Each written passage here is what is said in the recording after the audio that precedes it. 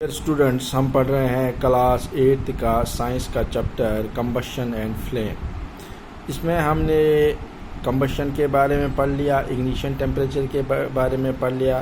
तो अब हम हैं इनफ्लेमेबल सब्सटेंसेस के बारे में। The substances which have very low ignition temperature and easily catch fire with a flame are called inflammable. ऐसे पदार्थ, ऐसे चीज़ें जिनमें आग लग जाती है बहुत ही जल्दी, यानी कि जिनका इग्निशन टेम्परेचर बहुत कम होता है, एकदम से आग पकड़ लेते हैं, तो ऐसे जो चीज़ें हैं इनको कहते हैं हम inflammable substances.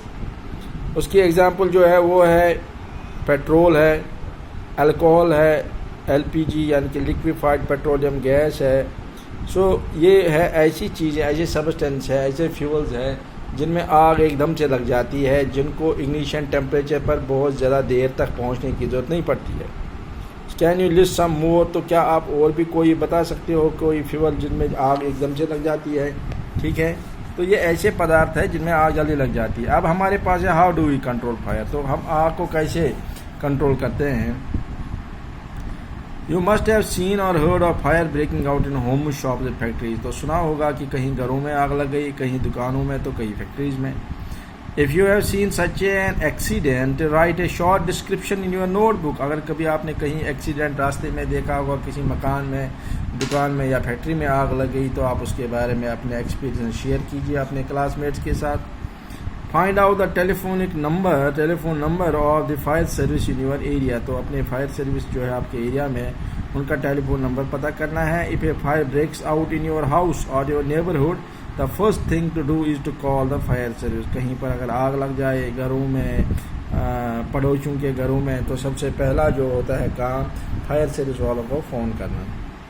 It is important that all of us know the telephone number of the fire service. सबको पता होना चाहिए, ऐसे भी जनरली पता होना चाहिए हेल्थ डिपार्टमेंट का, फायर सर्विस का, पुलिस स्टेशन का, क्योंकि ये कुछ ऐसे नंबर होते हैं जो हमें इमरजेंसी में बहुत काम आते हैं।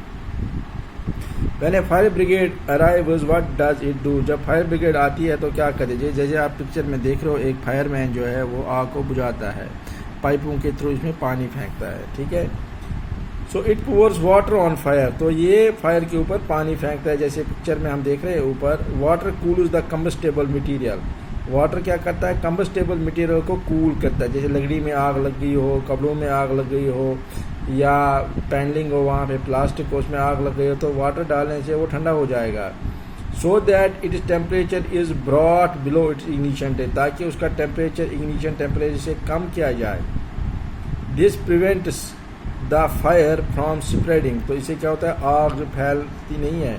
Water vapours also surround the combustible material helping in cutting off the supply air. इससे क्या होता है? हवा की जो सप्लाई है वो कट ऑफ हो जाती है।